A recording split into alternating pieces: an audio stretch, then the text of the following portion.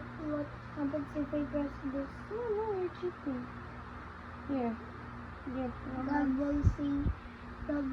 God will be happy still. Sige. What shall Romans? What? No!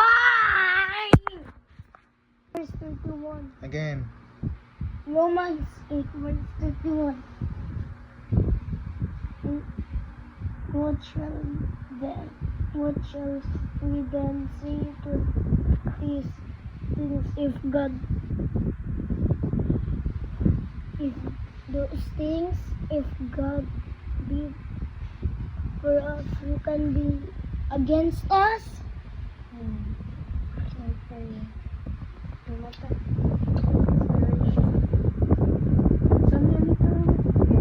First the middle, read the middle.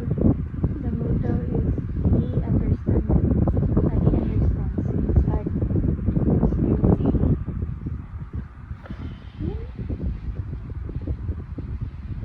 We have nothing to fear when disaster and one's fear, Misfortune. misfortune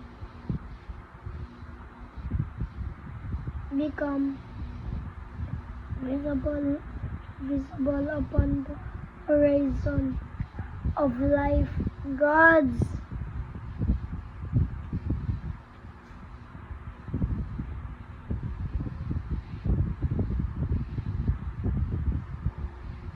love is more powerful than we can fathom in his present era. In every moment he I'm in the middle.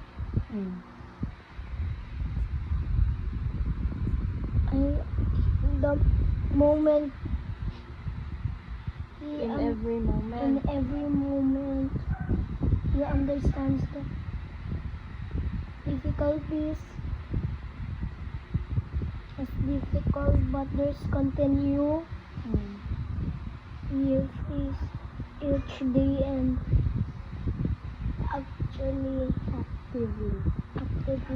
seeks times again. He understands the difficulties we face each day and actively seeks to lift our burdens by turning devastation and abounding into abounding blessings with God alive in our hearts. There is no hurdle and we can't jump, and no obstacle we cannot overcome. Very good. How about the prayer? 9 verse 1. Romans 9 verse 1. I say the truth in Christ. I lay not my conscience also bearing not me greatness and the Holy Ghost. That's the Holy Like when we are confident when we speak of the Lord. He is present with us each moment and floods our life with infinite love. We'll never understand the depth of His love or why we deserve